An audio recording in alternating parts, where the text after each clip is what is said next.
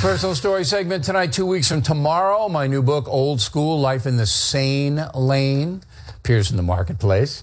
Theme of Old School is that the snowflake culture is harming everybody. I wish we had this next story when I was writing the book.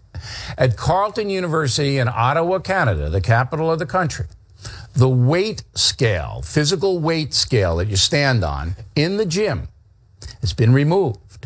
Apparently because it triggered some negative feelings among students. Yes.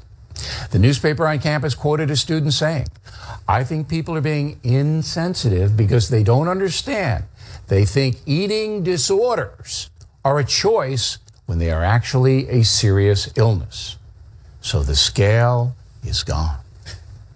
Joining us on Boston, Marianne Marsh.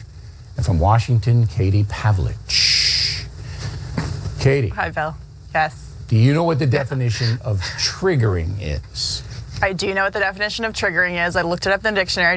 We have the right definition. Triggering happens when someone reads, sees, or hears something that causes a person emotional distress, specifically around a previous traumatic experience. But the word triggering is used on college campuses, apparently in Canada and in the United States, to ban things that people simply don't like or that they don't agree with. And really, I think that using trigger warnings or using triggering as an excuse is just a way to really shirk the responsibility of acting like an adult. Well, it's a way to shut down stuff you don't like. This entire program, Marianne, is a trigger.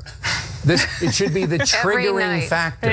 From start to, we're triggering. Always. But now the scale is gone at Carleton University. And you say? Well, you can always put this part in the paperback edition.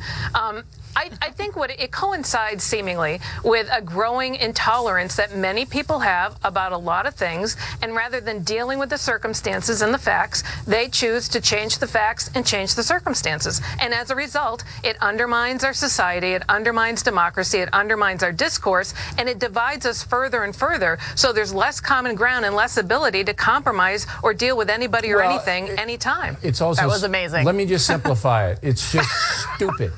It's stupid. It is stupid. So if you go to the gym and you want to weigh yourself, see how you're doing, you can't.